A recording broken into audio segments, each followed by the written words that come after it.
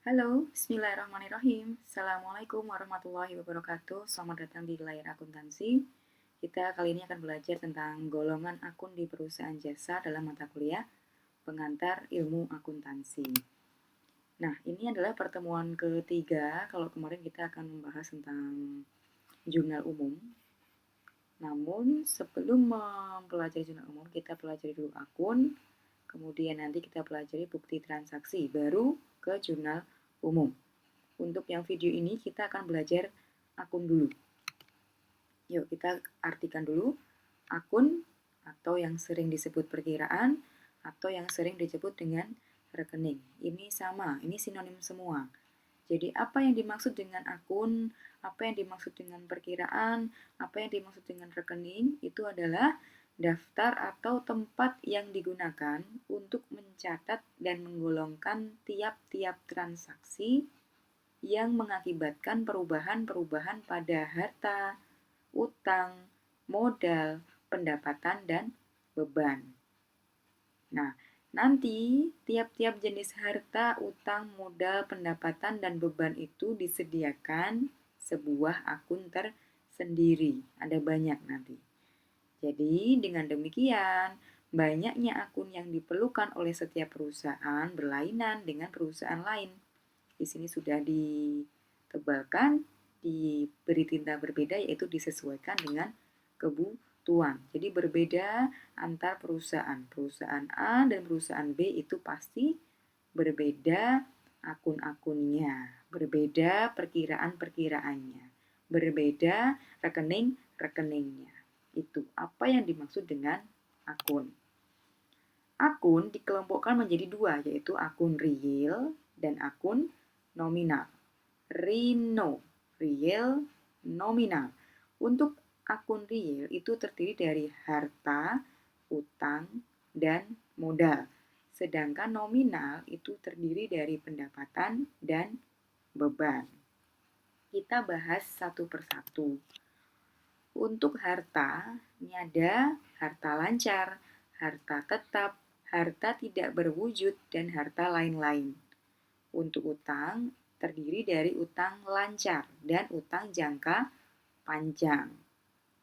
Untuk modal, terdiri dari modal pemilik dan prefer. Pendapatan terdiri dari pendapatan usaha dan pendapatan di luar usaha. Dan yang terakhir adalah beban. Beban terdiri dari beban usaha dan beban di luar usaha. Untuk yang pertama dulu, kita membahas tentang harta. Apa yang dimaksud dengan harta? Harta adalah semua hak milik atau kekayaan perusahaan, baik yang berwujud maupun yang tidak berwujud dan dapat dinilai dengan uang. Itulah yang dinamakan harta. Harta itu terbagi menjadi 4, yaitu harta lancar, harta tetap, harta tak berwujud, dan harta lain-lain. Untuk harta lancar itu apa? Harta lancar adalah uang tunai dan harta lain yang diharapkan dapat dicairkan menjadi uang tunai dalam jangka waktu 1 tahun atau kurang melalui operasi normal perusahaan. Kata kuncinya di sini adalah 1 tahun atau kurang. Yang kedua, ada harta tetap. Harta tetap apa itu? Harta berwujud yang dipergunakan dalam operasi perusahaan yang mempunyai umur ekonomis lebih dari 1 tahun atau yang bukan merupakan barang dagangan yang akan dijual. Bedanya di situ, kurang 1 tahun dan lebih 1 tahun. Yang ketiga, ada harta tak berwujud. Apa yang dimaksud dengan harta tak berwujud? Yaitu harta yang berupa hak-hak istimewa atau posisi yang menguntungkan perusahaan. Dan yang terakhir adalah harta lain-lain. Apa itu harta lain-lain? Harta yang tidak dapat dikelompokkan pada kriteria di atas. Tidak termasuk harta lancar, tidak termasuk harta tetap, dan tidak termasuk harta tak berwujud. Yang pertama dulu kita bahas adalah harta lancar. Harta lancar yang kurang dari 1 tahun. Apa itu? Ada kas, ada efek, ada piutang, ada wesel tagih, ada perlengkapan, beban dibayar di muka, dan pendapatan yang akan diterima. Kas. Kas itu adalah uang. Istilahnya adalah kalau di perusahaan itu kas. Apa yang dimaksud dengan kas? Kas adalah semua uang tunai dan surat berharga yang berfungsi sebagai uang tunai. Uang tunai itu adalah kas. Yang kedua, efek atau surat berharga, yaitu surat berharga berupa saham atau obligasi yang dapat diperjualbelikan melalui bursa. Yang ketiga, piutang. Piutang merupakan tagihan kepada pihak lain tanpa perjanjian tertulis yang pelunasannya terjadi dalam jangka pendek atau di bawah 1 tahun. Selanjutnya ada wesel tagih. Wesel tagih adalah tagihan kepada pihak lain dengan perjanjian tertulis yang pelunasannya terjadi dalam jangka pendek atau di bawah 1 tahun. Perlengkapan. Selanjutnya adalah perlengkapan. Perlengkapan itu apa? Barang habis pakai yang digunakan untuk kegiatan perusahaan dalam jangka waktu di bawah 1 tahun. Habis pakai. Misalnya kertas, tinta, karet, dan seterusnya. Beban dibayar di muka. Apa itu? Beban yang telah dikeluarkan tetapi belum menerima manfaatnya atau belum menjadi kewajiban. Beban yang telah dikeluarkan. Misalnya apa? Beban sewa. Sewa dibayar di muka. Sewa, ngekos ya. Ngekos. Bayarnya di awal. Nah, itu termasuk harta. Kan udah dibayar di awal. Nah, itu termasuk contoh beban dibayar di muka. Selanjutnya yang terakhir ada pendapatan yang akan diterima, yaitu pendapatan atas pekerjaan yang telah diselesaikan tetapi belum menerima pembayarannya. Oke, itu ya. Itu contoh-contoh harta lancar. Selanjutnya adalah harta tetap. Yang pertama ada peralatan, yang kedua ada kendaraan, yang ketiga ada bangunan, yang keempat adalah tanah. Harta tetap ini dalam penggunaannya secara bertahap dan akan menyusut atau berkurang nilai kegunaannya, kecuali tanah. Nilainya akan menyusut. Misalnya, sudah dipakai. Kalau dijual lagi, apakah harganya akan sama dengan saat membeli? Pasti enggak ya. Beli kendaraan dulu 20 juta. Kalau dijual lagi, apakah 20 juta? Tidak. Itu yaitu yang dimaksud dengan harta tetap. Nah, harta tetap 1, 2, 3 kecuali tanah ini yang nilainya bertambah terus. Nah, ini. Tapi ini keempat-empat ini adalah harta tetap. Selanjutnya, harta tidak berwujud. Tidak berwujud tapi juga termasuk harta. Nah, di sini ada apa saja? Ada hak paten. Apa yang dimaksud dengan hak paten? Hak paten adalah hak tunggal yang diberikan oleh pemerintah melalui Direktorat Paten kepada seseorang atau badan untuk penemuan baru. Contohnya adalah penemuan produk formula. Yang kedua, hak cipta. Apa yang dimaksud dengan hak cipta? Hak cipta adalah hak tunggal yang diberikan oleh pemerintah kepada seseorang atau badan untuk memperbanyak dan menjual hasil karya seni atau karya intelektual. Contohnya adalah menulis buku, menciptakan lagu. Itu ada hak ciptanya. Tidak kelihatan tapi itu adalah harta. Yang ketiga, hak merek. Merek. Nah, di sini hak tunggal yang diberikan oleh pemerintah kepada seseorang atau badan untuk menggunakan cap, nama, logo, lambang, atau merek usaha. Yang selanjutnya, franchise. Apa yang dimaksud dengan franchise?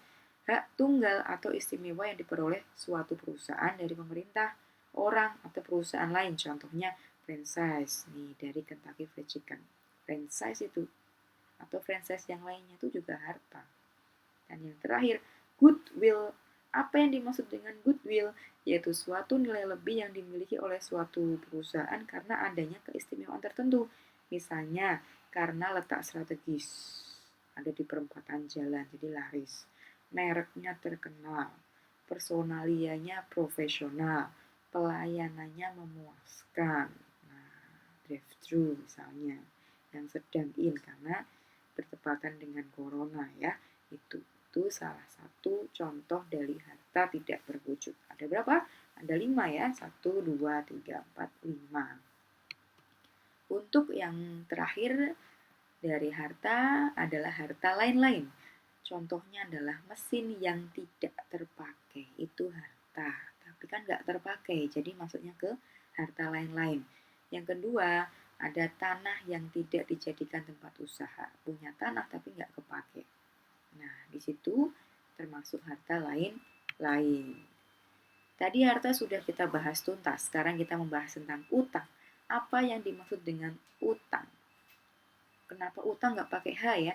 Nanti dicek di KBBI. Memang utang, bukan hutang. Utang adalah suatu kewajiban yang harus dibayar kepada pihak lain dalam jangka waktu tertentu. Jangka waktu tertentu ini terbagi menjadi dua, utang lancar dan utang jangka panjang. Kalau utang lancar itu adalah suatu kewajiban yang harus dibayar dalam jangka waktu kurang dari 1 tahun. Kalau utang jangka panjang, kewajiban yang harus dibayar dalam jangka waktu yang relatif lama atau lebih dari 1 tahun. Utang, ada kewajiban sama ya, ini sinonim. Utang, kewajiban, liabilitas, sama semua. Kemudian, contoh utang lancar. Ada utang usaha. Apa itu utang usaha? Yaitu utang jangka pendek yang tidak disertai perjanjian tertulis. Berbeda dengan wesel bayar. Wesel bayar ini utang jangka pendek dengan disertai perjanjian tertulis. Bedanya di situ. Yang ketiga, beban yang masih harus dibayar. Yaitu apa? Kewajiban membayar karena perusahaan menerima manfaat seperti utang bunga, utang gaji, dan utang sewa. Maksudnya, misalnya di sini gaji karyawan belum dibayar, maka disebut utang gaji. Itu juga dinamakan utang lancar. Yang terakhir ada pendapatan diterima di muka. Pendapatan diterima di muka. Apa itu? Pendapatan yang belum merupakan hak, tetapi sudah diterima pembayarannya, sehingga mempunyai kewajiban untuk menyelesaikannya.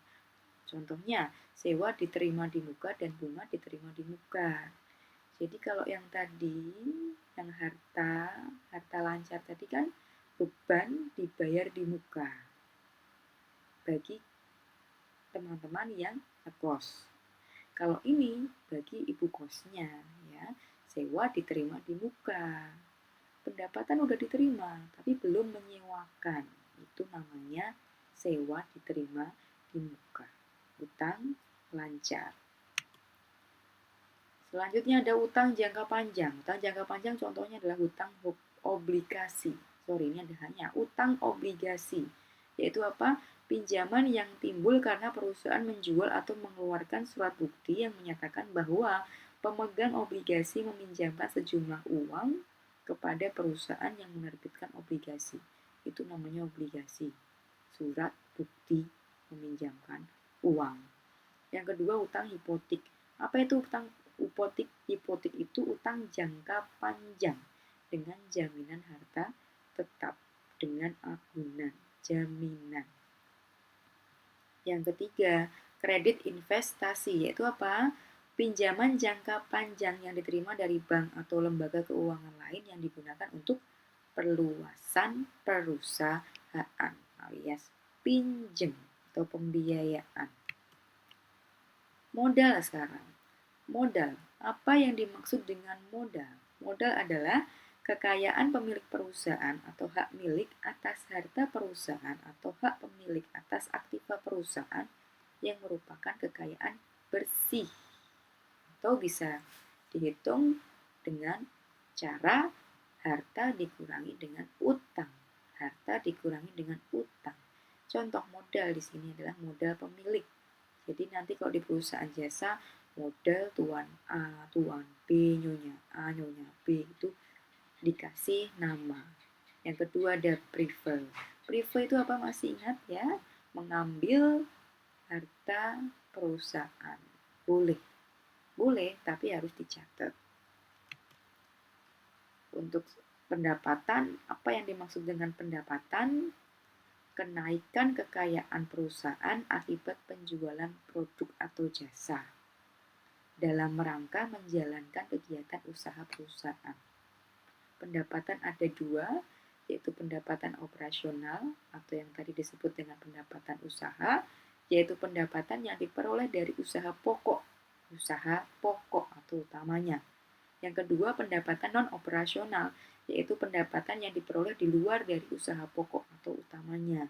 Misalnya, pendapatan bunga, minjemin orang dapat bunga. Pendapatan komisi, menjualkan barang orang dapat komisi. Laba penjualan aktiva, laba penjualan harta, laba penjualan aset. Nggak kepake dijual, labanya diakui sebagai pendapatan non-operasional atau pendapatan di luar usaha. Itu yang termasuk dengan pendapatan. Dan golongan yang terakhir adalah beban. Beban itu apa? Beban merupakan pengorbanan ekonomis. Pengorbanan yang dilakukan perusahaan untuk memperoleh barang atau jasa yang digunakan dalam usaha perusahaan dan bermanfaat pada suatu periode tertentu. Beban ini dibagi dua, yaitu beban usaha dan beban di luar usaha. Beban usaha itu apa? Beban yang dikeluarkan untuk dapat mendapat hasil dari usaha pokoknya. Jadi yang berhubungan dengan usaha pokoknya. Misalnya beban gaji, membayar gaji karyawan. Beban listrik, listriknya ini untuk usaha. Telepon untuk customer dan seterusnya, klien dan lain-lain sebagainya. Yang kedua, beban di luar usaha, yaitu apa? Beban yang dikeluarkan yang tidak ada hubungannya dengan usaha pokok atau utamanya. Misalnya beban bunga. Kemudian ada lagi contohnya, rugi penjualan aktiva. Jual aktiva tapi rugi. Nah, itu adalah 5 golongan akun. Ada harta, utang, modal, pendapatan, beban. Itu dulu. Terima kasih sudah menonton, sudah mampir di video ini. Sampai jumpa di video pembelajaran selanjutnya. Terima kasih. Wassalamualaikum warahmatullahi wabarakatuh.